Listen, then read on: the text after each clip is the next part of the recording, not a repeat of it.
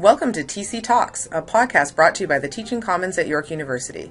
We will begin this podcast with an acknowledgement of the land on which we are situated. We recognize that many Indigenous nations have long-standing relationships with the territories upon which York University campuses are located that precede the establishment of York University. York University acknowledges its presence on the traditional territory of many Indigenous nations. The area known as Takaranto has been caretaken by the Anishinaabeg Nation, the Haudenosaunee Confederacy, the Huron-Wendat, and the Métis. It is now home to many Indigenous peoples. We acknowledge the current treaty holders, the Mississaugas of the Credit First Nation. This territory is subject of the Dish with One Spoon Wampum Belt Covenant, an agreement to peaceably share and care for the Great Lakes region. Welcome, everyone, to our next episode of TC Talks. Today we're going to be tackling reading issues in different courses. So what happens when students don't read? How do you get them to encourage to read? And then what sort of approaches have been taken to solve this problem that is quite common across disciplines and across institutions for sure.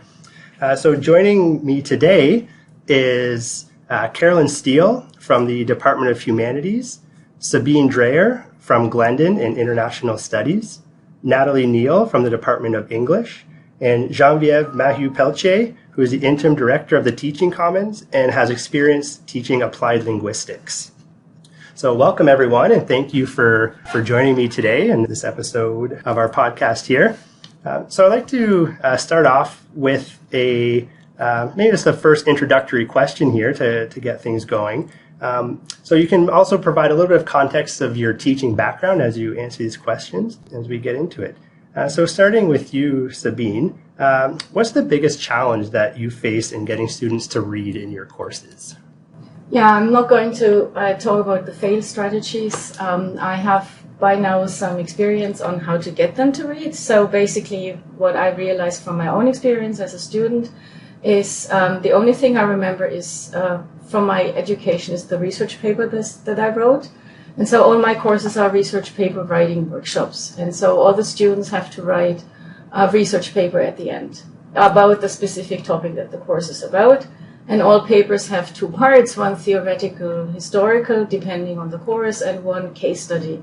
And so the reading comes in that because everybody needs to read the boring theoretical and historical texts, and this is where my method is I send out the questions beforehand, I give a lecture about the general topic, the students discuss the questions in small groups, and then they write the exam based on these questions that we've discussed in the class, and they also can bring in notes for the question, and that works, and we have good discussions and everything is fine most of the time. With some exceptions. Great. Carolyn, what about yourself? I teach digital culture courses and experiential learning courses in humanities. And I often teach in a computer lab at night, so the 7 to 10 o'clock block, which is a really tough block for students because, first of all, many are working during the day, and then many are really tired whether they're working or not during the day. And because I'm teaching elective courses and not required courses, it's really hard for students to build in the reading for the activities that I need them to do. So it is highly likely that no matter what I do, my students are going to arrive at class without having done the readings. For the most part, there will be a handful of students that gave it a try, but even of them, a lot of them will not be able to remember what it was that they read and will have difficulty applying it when the class actually gets there. So I'm faced with a situation where there's knowledge in the reading theory and the reading that I need them to apply in the in-class activities I've planned, but at the beginning of the class, nobody has a base level of knowledge needed to be able to do that. Right, a common challenge, I think, especially for those night classes. Mm-hmm. Natalie, what's your biggest challenge faced? My biggest challenge, well, I teach a lot of first-year courses in the English department, and I also teach a lot of upper-year seminars in my particular area of expertise, 19th century literature. And I find that in the fourth-year courses, it's not so hard to get the students to read. They come to the class very interested in the material. You know, they're English majors, they love to read, as I do, and so they've got that intrinsic motivation. But in the first year classes, it's a very different story. These are classes that consist of majors as well as non-majors, and I'm introducing the discipline, the study of English lit, how to read and write literature, to students who may or may not come to the class with a love of literature that I have. So the biggest challenge is trying to inspire that intrinsic motivation, the interest in because in English, of course, the text is the object of study. It's, they have to read it. So inspire that intrinsic motivation, that interest, and also perhaps build in some assignments that give them the extrinsic motivation to maybe delve into a novel when they're not used to devoting their time to reading long works of literature in courses where that's required. Great. And I'm sure it's interesting to see the transition from first year to fourth year and where that love of reading or the knowing that they have to do the readings to be successful comes in. That's right. And you want to inspire them in the first year so that they'll come over to the dark side and become English majors and stay in for second, third, and fourth year courses. Great. And Geneviève, so question to you again. So what's the biggest challenge that you've faced when getting students to read?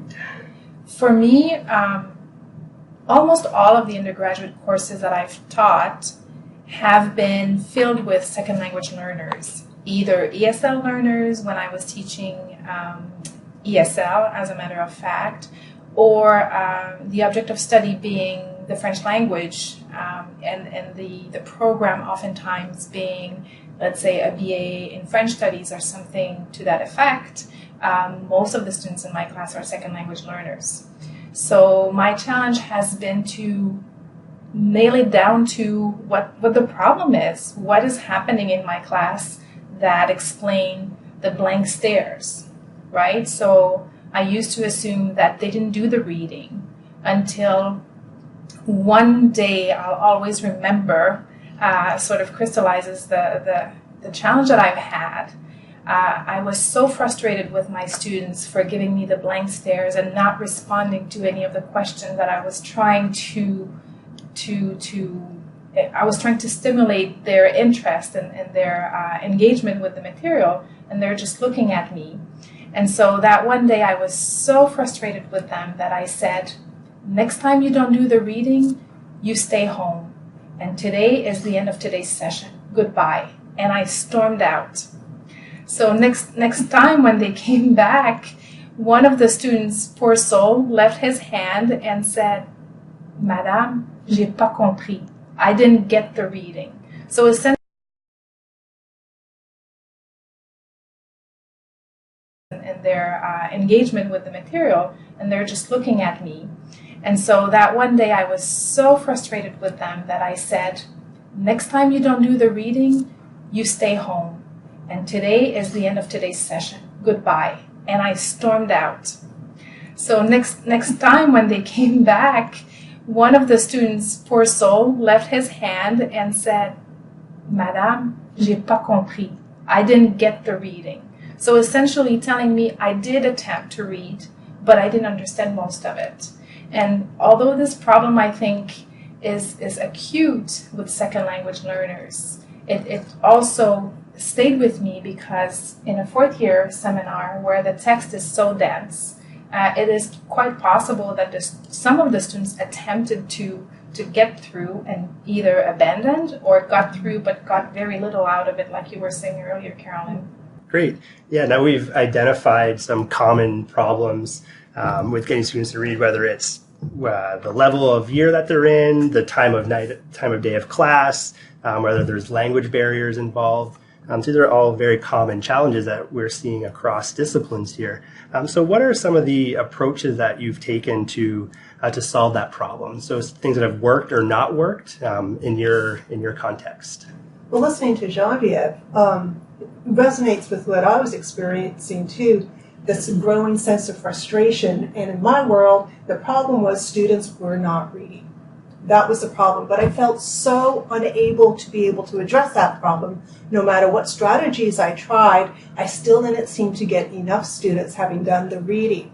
And then one day, after talking to my students, I tried reframing the problem into something I could have more control over. And that was, I need my students to be able to understand this body of information so they can apply it by the end of this class. And once that became the problem, rather than the students not doing the reading became the problem, then I felt that I had more agency on what I could be doing about this problem. And I started to experiment with collaborative reading strategies, where we were dividing up readings, doing them in class, summarizing them for each other.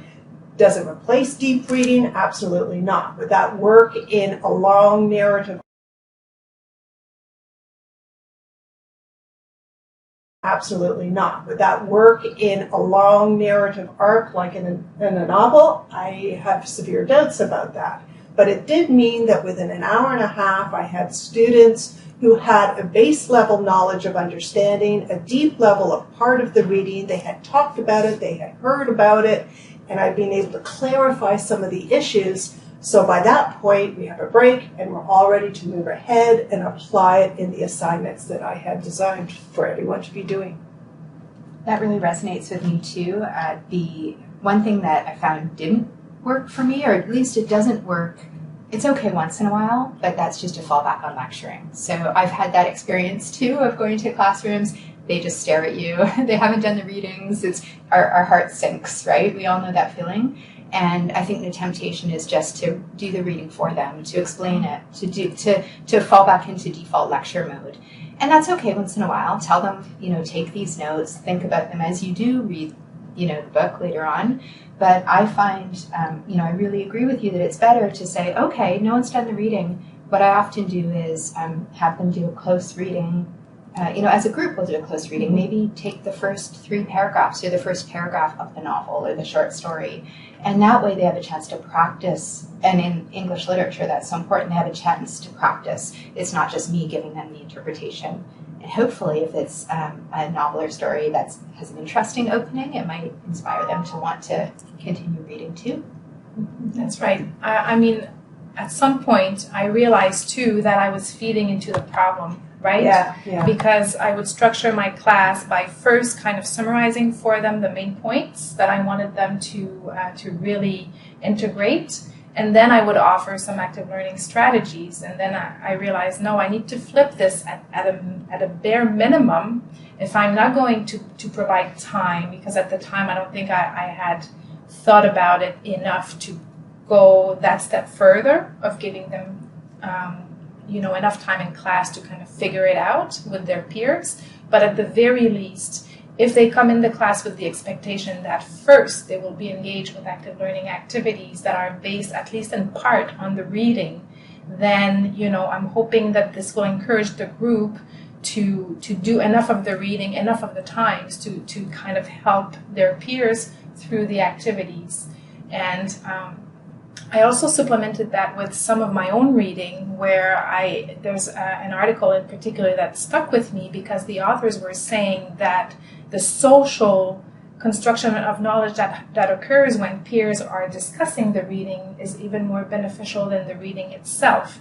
And so those sort of social loafers that haven't done anything prior but come to class will benefit greatly from those conversations. And so it's important to give them the time in some way or another to sort of dissect the reading amongst themselves.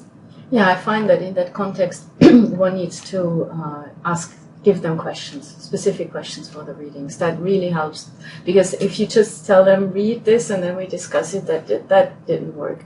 So now with the questions at hand and the general lecture topic, they actually are able to see what's the context of that text and what are the key points. The questions give the key points, and then they can focus on these questions in the specific passages in the text, and that allows them to actually be more aware of what's important. Actually, yeah, that's what's happening. Another side benefit I discovered from having sort of a talk-through process where the class is generating it rather than me, is it means that even for the students who haven't done the readings, they write their notes in a Google Doc that the whole class can access, which behaves essentially like a set of conceptual breadcrumbs. So there's page numbers and what are the key ideas on those page numbers. Now at some point there will be a more substantial assignment or a paper where they'll have to be able to really integrate this material. They won't have gotten enough in the class to be able to do that, but now they can go back to the Google Doc, find out where that concept is discussed, go down and do a deep reading around that concept. It also means when they're approaching the reading, it's not such a foreign text. They have an idea of what this thing is about. They've talked it through, so it's not like they're trying to handle the reading of difficult words and difficult syntax at the same time as trying to wrap their head around difficult theoretical concepts, which for students that haven't done a lot of theoretical reading is a hard route to go. Yeah, I think the group work is a good thing. I'm really every time amazed how deep they then are able to engage by discussing specific questions and concepts from the readings or specific topics, and then they talk about topics that are of concern in the class, and they not just talk about opera or music or anything. So they have actually conceptual and theoretical and historical conversations and learn how to talk like an international political economist. And it's kind of fun to watch that, I have to say. That's great. And in addition to group work, I think it's really useful to build in reflective activities in the classroom where, for example, and this is a bit of that extrinsic motivation, so perhaps building right into your syllabus reading quizzes, or I would prefer a little reflective writing exercise on the readings that the students know they're going to get maybe in the tutorial group or what have you. And maybe every tutorial group begins with them taking 5 minutes and just writing a reflective piece on the assigned reading. So they have that extrinsic motivation to do the reading, but it also becomes a springboard for the discussion. And I find it's really pedagogically effective because the student, instead of having to think on their feet, they've had a chance to compose their thoughts, collect their thoughts for 5 minutes, and then I can ask them to share what they came up with, and that can really get us going with the discussion. So it's beneficial in a couple of ways. Would that be like a graded reflection or just a... It can be, yes. I've done it both ways. I think there are a lot of other ways you can be proactive or preemptive too, just in terms of how you design the course and how you select the readings. And I hope that's something that we'll talk about too.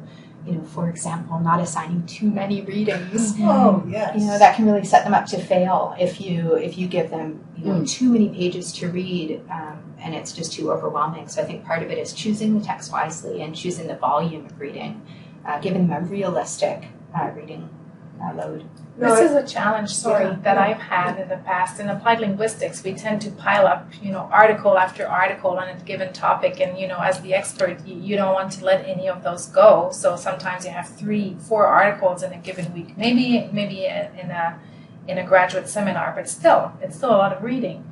And so other than paring down, what I've tried also in the past is the jigsaw kind of a different take on what you were describing you're doing in class. They do bits and pieces of a reading, but, assigning, if I have 3 or 4 articles that I can't let go of. So maybe a quarter of my class is going to read article A, and then so on and so forth for the other ones, and then they become the expert of that particular piece.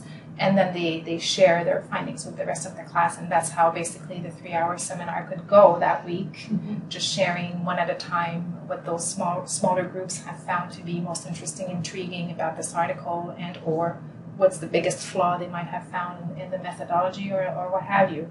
So I've tried that too, but I agree that, it's kind of a mitigating strategy to address too numerous readings that still could be pared down to some extent. Yeah, I'm sorry. And I think a lot has to do whether you're teaching people familiar with the field versus people who this is the first time they've taken a course in that field.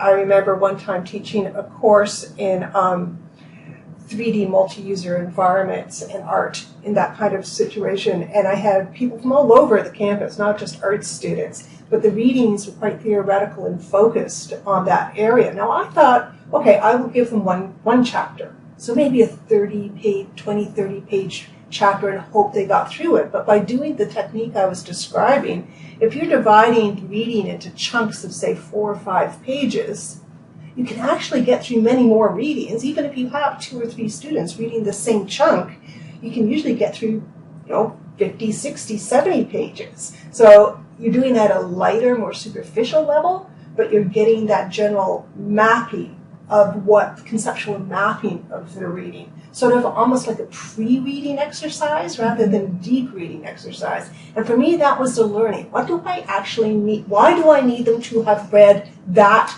by now? And the more I sort of deconstructed that, I realized I didn't actually need them to have learned it at a deep level like they would in an essay. I needed them to be able to have the vocabulary to be able to apply it. And that helped me sort of suss out exactly what's the problem am I trying to solve here. Yeah, I've been murdering my texts a bit. I mean, I've just decided in some texts, some of the pages or sections are not necessary for the specific argument that I have in the course.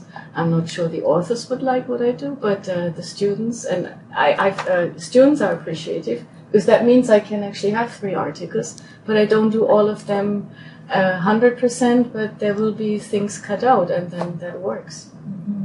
But you have to have a strategic approach. You cannot overload the student. I agree. I totally agree with that. And I think I'm gradually learning. It's not so much about coverage. Like if I'm teaching a course in 19th century literature, they don't have to read what I consider to be every important text in a certain genre. It's more about choosing the texts that will engage them. Mm-hmm. And also I found recently I've been experimenting with giving them options to decide what they'd like to read. So here are 3 books, and you can choose which one you'd like to write about in your essay, and you're going to teach it to the rest of the class. And they take ownership of that book because they're interested in it. That's worked well. Yeah, one of the things I've heard us all talking about too is not just assigning the readings, but providing more guidance about what it is in the reading to attend to. Because that seems to be a stumbling block for many students, that not only do I have 40 pages, I have no way of knowing what words of those 40 pages are the ones that I'm really going to have to be accountable for. So they land up trying to do this deep reading for every word and exhaust themselves by the 5th page. And then everything is highlighted, like 80% of it all. So true. Where it's useful there then to keep reminding them of the course learning objectives, and maybe tying it back to the assignment that they're working toward, and what kinds of things to be looking for. You stole the words out of my mouth there, Natalie, about the alignment of the learning outcomes, and not giving busy work just to assign readings, but to be strategic with what you're assigning and why, and where that actually falls into the course content, and making that clear to the students as well, so they have more buy-in when it comes to actually trying to read the assignments. That's great. So I want to thank everyone for the conversation today. Just to maybe summarize some tips that I was picking up on from what everyone was talking about. So in terms of maybe some strategies would be setting realistic expectations with your students, whether that's the alignment of the learning outcomes, just to manage the load of the number of readings, taking a collaborative approach, so having some peer-based learning with either splitting the readings or having group conversations about the different readings, and also having some application based to it. So use the readings in some different contexts that they actually need to apply what they've learned into a learning context. Again,